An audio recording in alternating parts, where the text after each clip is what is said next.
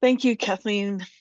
Thank you everyone for attending the talk today. I really do appreciate having the chance to speak about this particular topic of efficient use of lab space or lab space optimization. This is something I care a lot about. And so today I'm going to be mainly talking about university environments in the United States and how if we did get to, nationwide efforts for lab space optimization at our universities, it really would reduce overhead costs for science.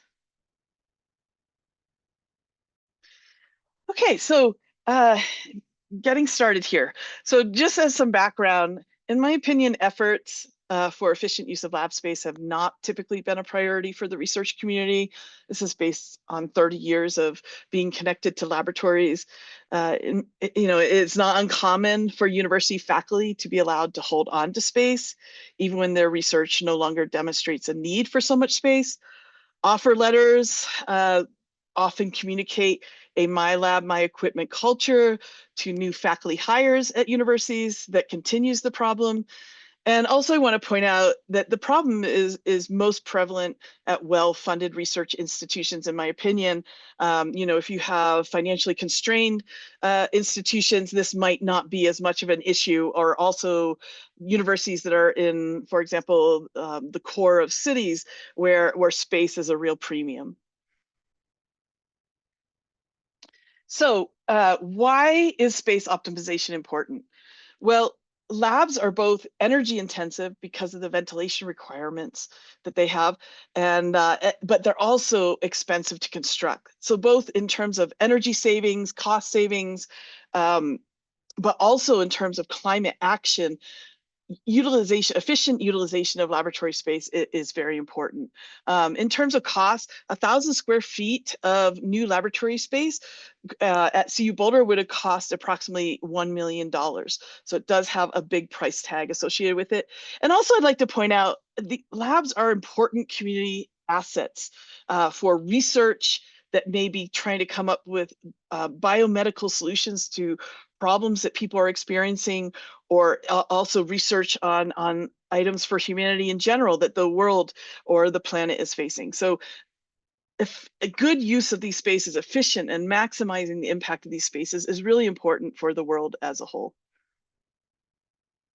So in the US, the main reason why I feel like, and this is based on my experiences again over the past 30 years, of um, why space optimization isn't like a front and center issue at US universities is because the US funding structure for science is not encouraging in general. There's exceptions to everything, but not encouraging efficiency and sustainability in the way that research is conducted. And this includes lab space optimization or efficient use of lab space.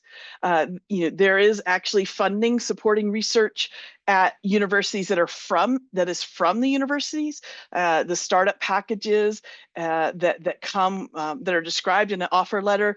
This is funding for a PI to get started. So universities could influence this and start to encourage more efficient use of lab space through their offer letter language or startup packages. But mainly what I'm talking about today is grants, the grant funding process. And so, there are two basic components, in my opinion, two different funding streams for grant funding. There's the funding from the grant award, which I'm representing here as the orange circle, that is really about funding the scientists at the bench, doing the research, buying the supplies that are necessary to do the experiment. Those are the direct costs. But there's also the overhead costs. So there's the costs, funding to help cover the overhead costs that the university is taking on in supporting that science on their campus. So this is like things like energy use, water use, the costs that are associated with these, hazardous waste disposal, repairs and maintenance of laboratory spaces and research buildings and so forth. These are all overhead costs that universities take on to support research. And this I'm representing here with the gray circle. And so, yeah, this process also could benefit from efficiency and sustainability in the way that research is being conducted. So I'm going to move on. So the US federal, so to go further into the U.S. federal overhead rate calculation process, because this is the process that's, of course, paying for the space and paying for its support. In that process, there is absolutely no request for efficient use of research space, and also items like energy or water use. And in fact, research space is really one of the most important factors in determining an institution's overhead rate through this overhead rate calculation process. And so not only is this process giving funding to support needs of the university in terms of its maintaining its laboratory space, the research space is also one of the most important factors in determining an institution's overhead rate. And because the calculation for this is set up like a reimbursement, inefficiency can mean higher rates, which means more funding. And so many or even most US universities lack a process to regularly review research activity in existing labs and reallocate based on changing needs. Even if a campus has interest, a university has interest in space, starting a process on their campus to improve space optimization, the funding structure is setting up difficult dynamics to overcome to be able to do that. And I'm going to describe that a bit now. One of the things that is the case between the orange circle here and the gray circle is that the only way that an institution receives overhead funding connected to this grant funding process is if a grant is awarded. When a grant is awarded and there's expenditures being made for the science from that, that is when the rate can be applied to qualified expenses to bring in those overhead dollars to the university environment. So again, institutions will only receive funding for overhead costs from the grant funding process, which is obviously a very important source for this, the main source of this, if a grant is awarded. So therefore, institutions are reliant on researchers to propose the ideas that will win the grants, that will continue the flow of overhead funding to support the buildings, the staff, and so forth, the overhead costs on that university campus. And this reliance is what can make for difficult dynamics, because again, as I talked about over here, the gray circle again, there is no request for efficient use of space in this process. And so there's nothing for administrators or leaders on a university campus to point to that say, we need to have a process on our campus to basically use our space efficiently in an optimized manner because the federal process is requiring that. No, that does not exist. So this administrators and leaders would have to really, stick their neck out to start a process where they might be taking underutilized space away from faculty. And faculty, again, are part of the body of people that the campus is reliant on for bringing that stream of overhead dollars to the university environment. And so this makes for, I hope you can see that this makes for very difficult dynamics that have to be overcome to really have a good process for efficient and optimized use of space, where there's going to be assessment of activity, periodic assessment of activity, and reallocation of space, where again, underutilized space may be taken from faculty. So this process is really missing the opportunity to encourage efficiency. And I'm going to talk now about how the process really does not provide any reward for efficient use of space, and it also provides no penalty for inefficient use of space. You really are just reporting space. And so here's my example.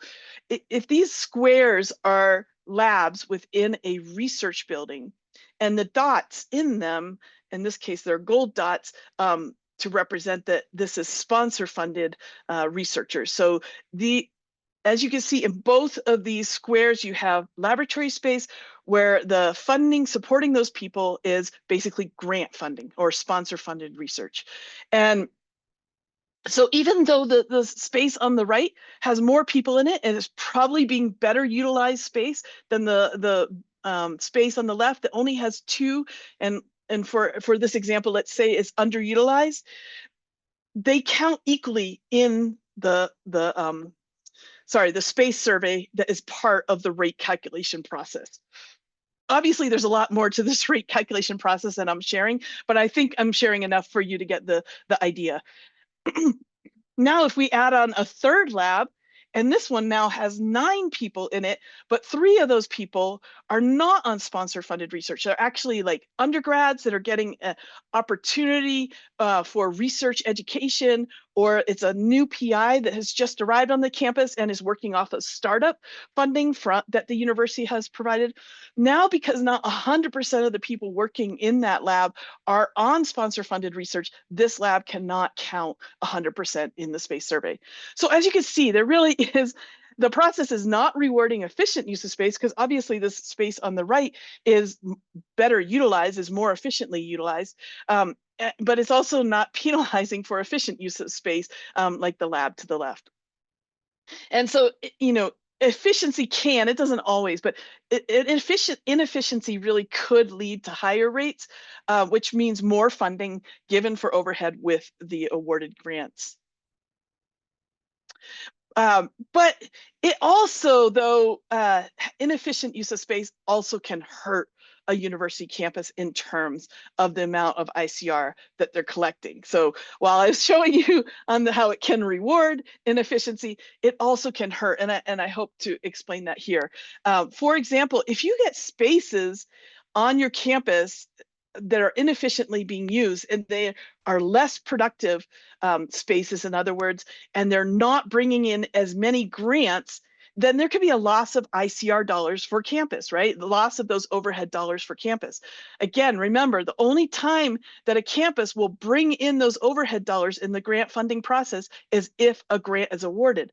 And if these spaces, these lab spaces, have become unproductive and they're not pulling in as many grants as they could be, then the campus is losing ICR dollars than if they had maximized the productivity in that space.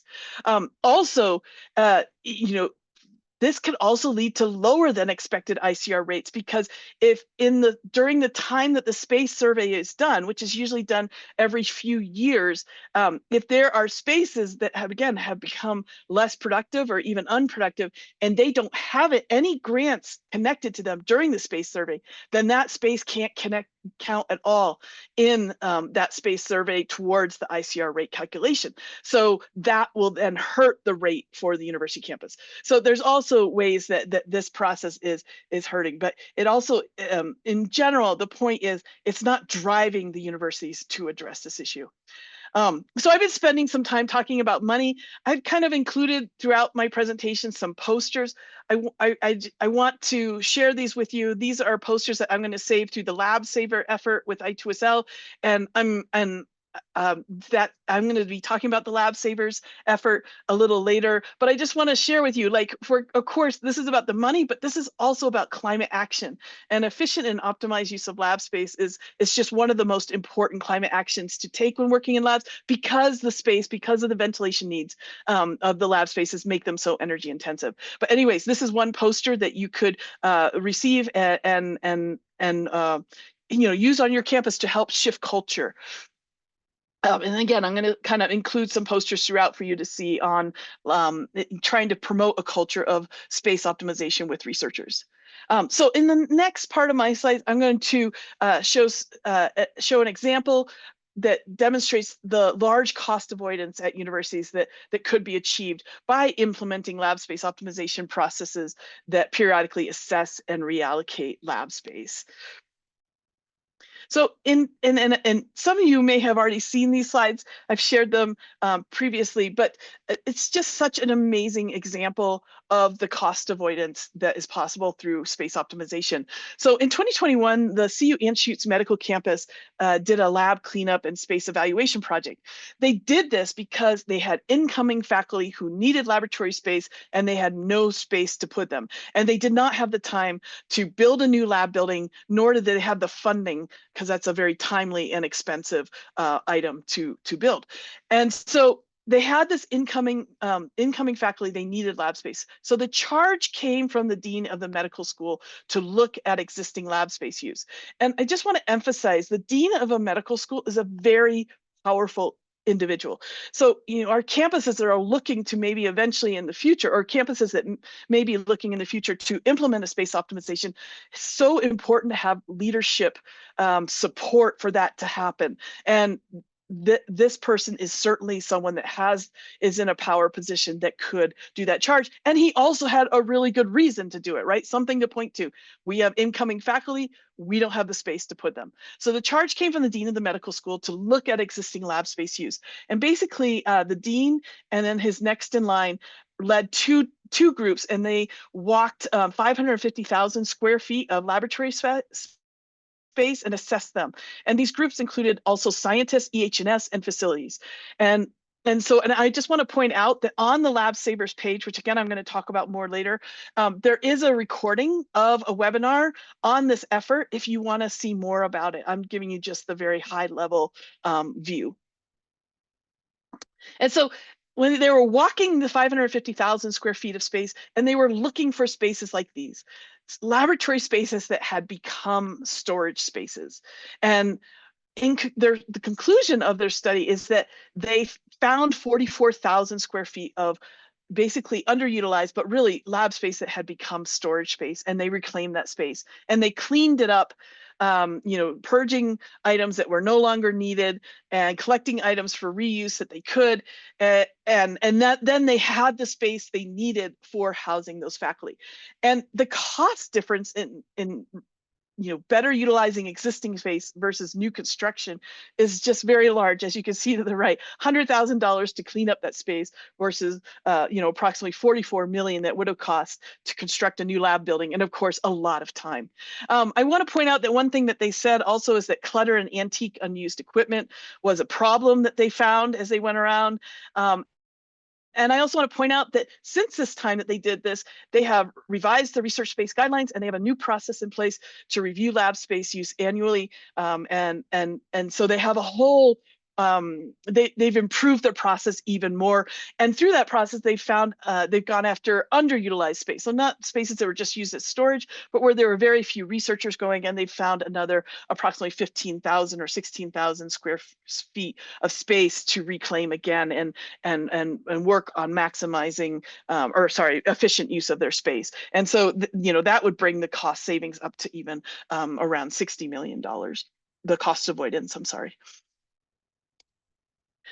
So one of the things they said was that unused equipment or underutilized equipment and antique or broken equipment was an issue as they went and did this lab cleanup effort and lab assessment effort. And I want to point out that really managed equipment sharing, or CORES, helps also benefit lab space utilization. And I'm going to show that through the next couple of slides. But for example, managed equipment sharing really avoids unnecessary duplication, such as this floor centrifuge that I'm showing as being duplicated across an university, if you can imagine that. And it also, though, addresses the issue of clutter as well, because as these resources become no longer needed by the research group, this is what can happen to them as they become, just unused pieces of equipment being stored in the space, which is, again, reflects on what Anschutz found. And I'm picking on a floor centrifuge here because when I worked as a postdoctorate, we had a floor centrifuge in the corner that was never plugged in, and this is how we used it for a countertop or for storing things. And what obviously that's not a good use of this equipment that could have been used by others for the actual purpose of the equipment.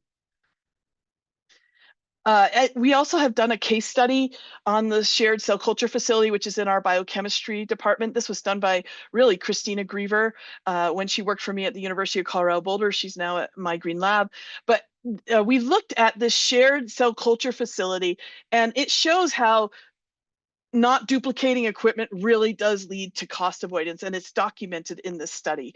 But basically, there were 16 research groups at the time, there's more now, that were sharing the space. And this infographic here on the left represents the equipment that they need to conduct their research in that shared environment.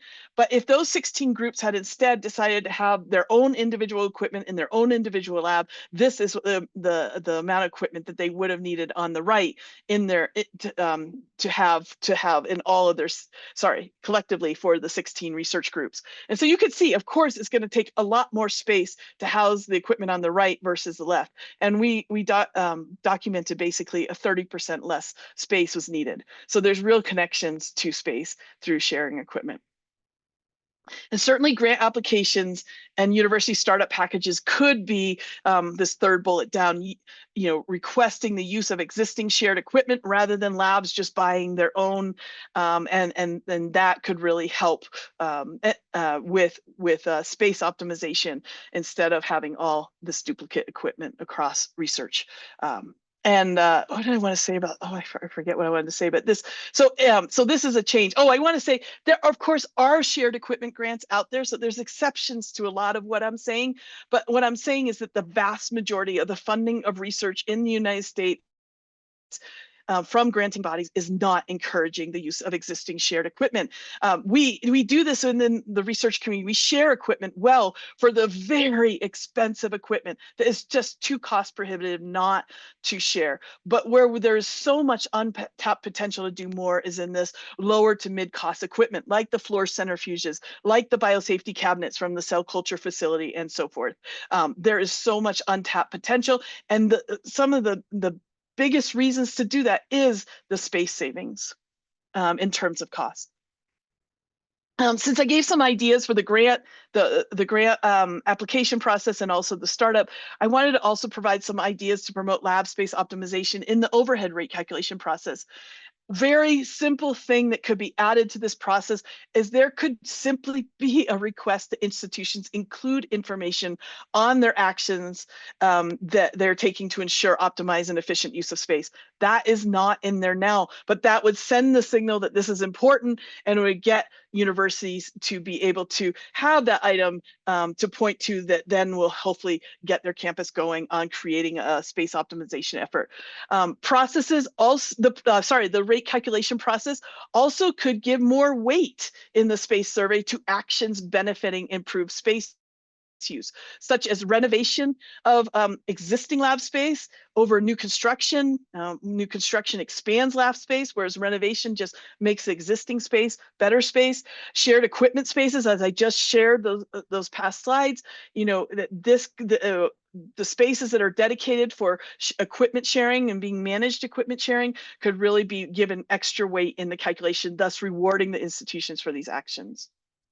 So one of the things I'm wondering is, with the current climate in the U.S. federal fund, with the current climate and in the U.S. for federal funding, whether there'll be increased interest in efficiency. I'm actually going to keep going because I think I'm running out of time, but maybe there'll be more of interest in efficient use of space, in other words. I will also say that lab space optimization aligns with our campus-wide goals, such as those in our energy master plans, our climate action plans, and our efforts that are taking place in our campus for financial resilience. So this very much aligns with those. And one of the places where we've been able to get space and optimization and including labs into one of these documents for our campus is in our climate action plan.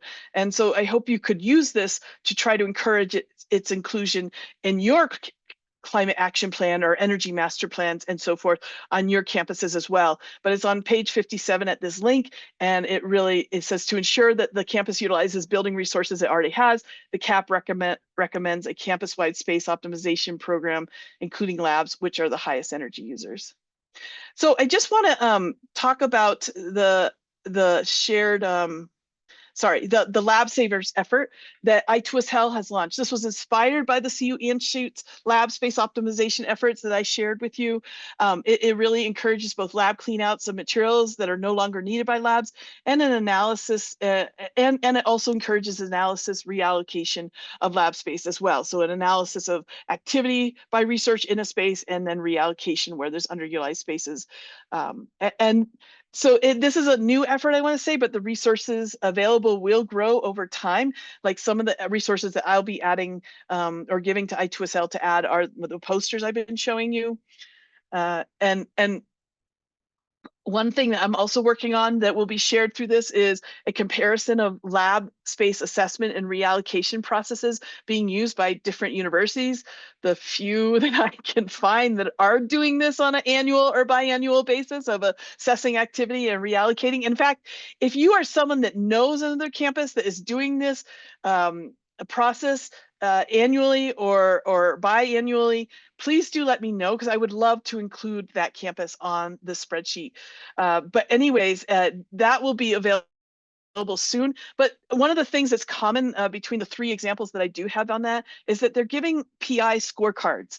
And this is the example from CU Anschutz, where there is, where PIs or faculty members are, for their research groups, are receiving a score of expenditures per assignable square feet. And so you can see the red, the yellow, and the green being good, red meaning, okay, we need to have you maybe give up some of your lab space. But also, I will say, it's not just money. All these processes of these three groups are also collecting information on people in the space. And so that is also a consideration that can come in. But like in CU Inschu's case, really expenditures is the higher, the more weighted process. But each of these three universities also are collecting information on people, though UC San Diego is more directly integrating people into the formula. But it's really interesting to see the different scorecard measures that are being, or the metrics that are being collected and given out to give a PI a scorecard. So this could be really useful information if you if your campus starts to look to do this.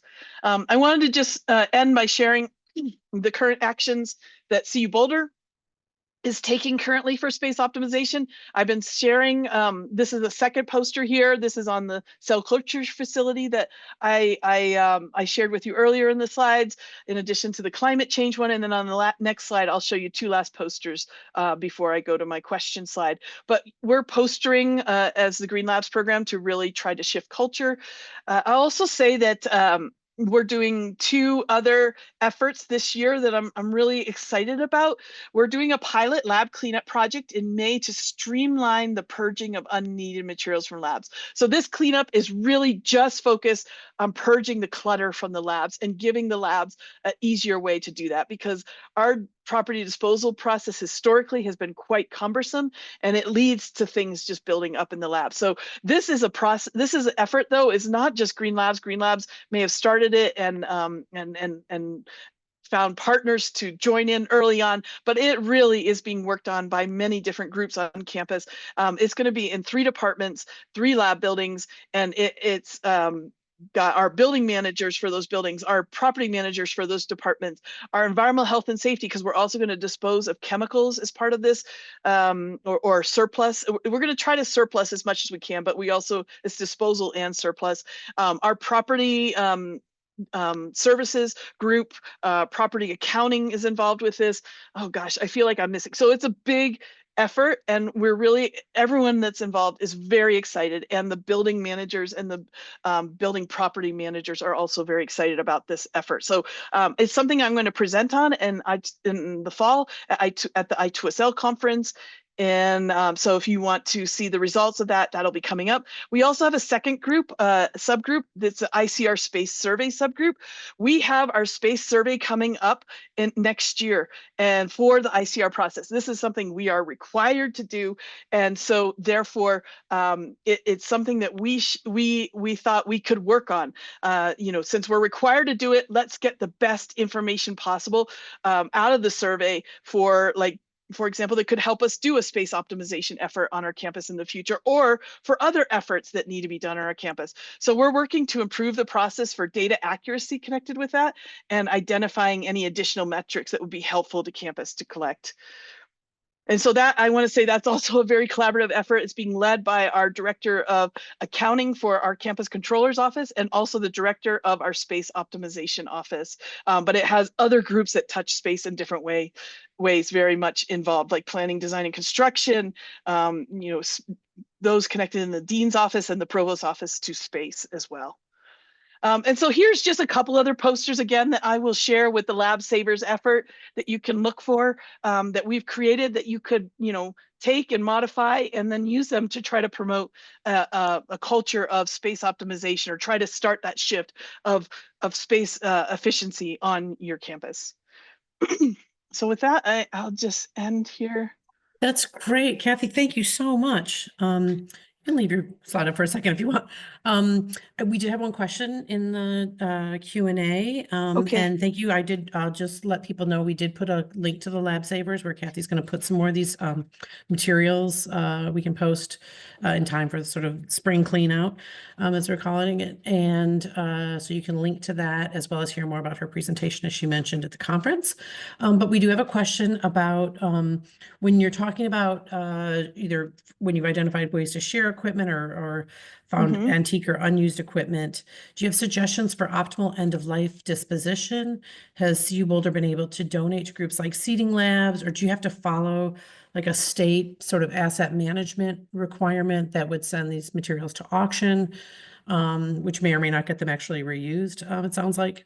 So sounds like there've been some challenges about that in other states. Well, and this is a great question, because I don't know, like 5 years or 7 years ago, I was trying to talk to our property services about wanting to donate underutilized equipment resources from the lab.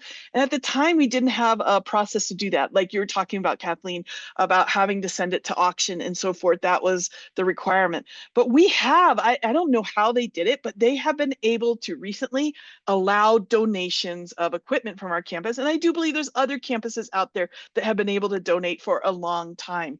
And so one of the places, so this is kind of like still kind of new and in development, but one of the places where we've been like doing some donations is to the local school system for items that they would actually find useful. We don't want to burden them with other things. But like, for example, a bunch of glassware from our chemistry teaching labs, they were very interested in that. And that is going to them. That was surplus glassware. So, and so, yeah, this is something Seeding Labs I saw in the question here. That is a group that we could look at as well. As much as possible, we'd like to give to local groups, but obviously there are other options out there that could really benefit others. And but one of the things with the lab cleanout project that we're working on that I shared for the May-June timeframe is we are really trying to connect with the school systems and make a list of the type of things that we really think will be purging, will expect in the purge, and are they interested in any of those items for their labs. Not just our local, like immediately here, but also like down in Denver. And we'd love to have a you know, a social justice element or a social equity element to this, where this is going to groups or school systems that maybe are underfunded that really could utilize these resources. So we'd love to have that element to it. Yeah. And I think our both our circular economy for labs community of practice and our new lab materials management, well, revised, revamped lab materials management working group will be looking at some of those reuse topics. So hopefully we can have a webinar or something on that later this year. So thank you very much, Kathy.